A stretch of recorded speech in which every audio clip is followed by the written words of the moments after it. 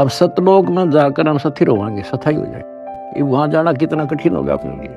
वहां पर तभी जाया जाएगा जब हम कति उस योग्य हो जाएंगे, मन, कर्म और वचन से। परमात्मा कहते हैं मैं इतना सक्षम हूं, मैंने सारी सृष्टि रची और युग काल जो है इसका नामखंड करा देता है जीव को और मेरे से दूर कर लेता है।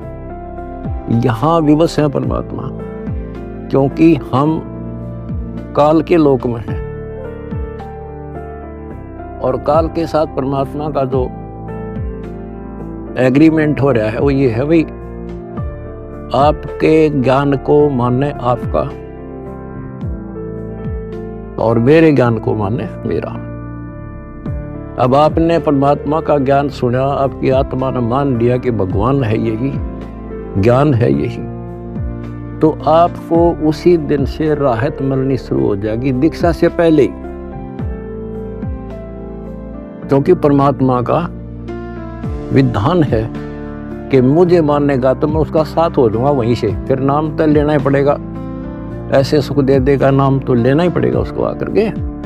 बात बनेगी दीक्षा से, दीक्षा दे दी फिर मर्यादा नहीं रखी, फिर फायदा क्या नाम लेने का।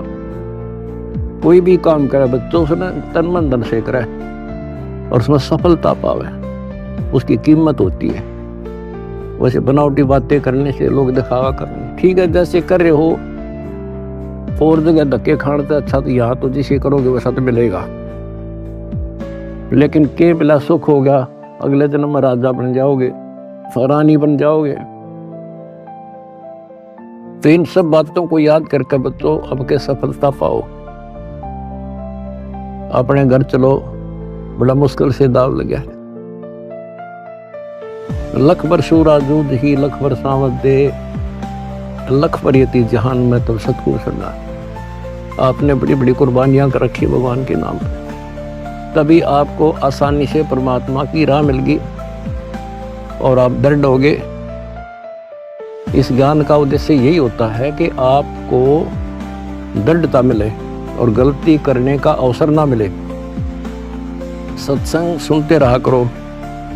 आजकल तो परमात्मा ने मौज कर दी, घर बैठे सत्संग सुन लो।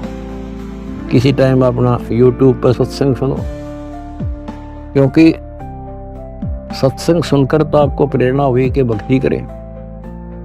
इसी प्रकार नाम दीक्षा लेने के बाद भी सत्संग बहुत जरूरी होता है। तो आखिरी सांस तक सुनना पड़ेगा, नहीं तो काल पता नहीं कहाँ कब गड़बड़ करवा देगा।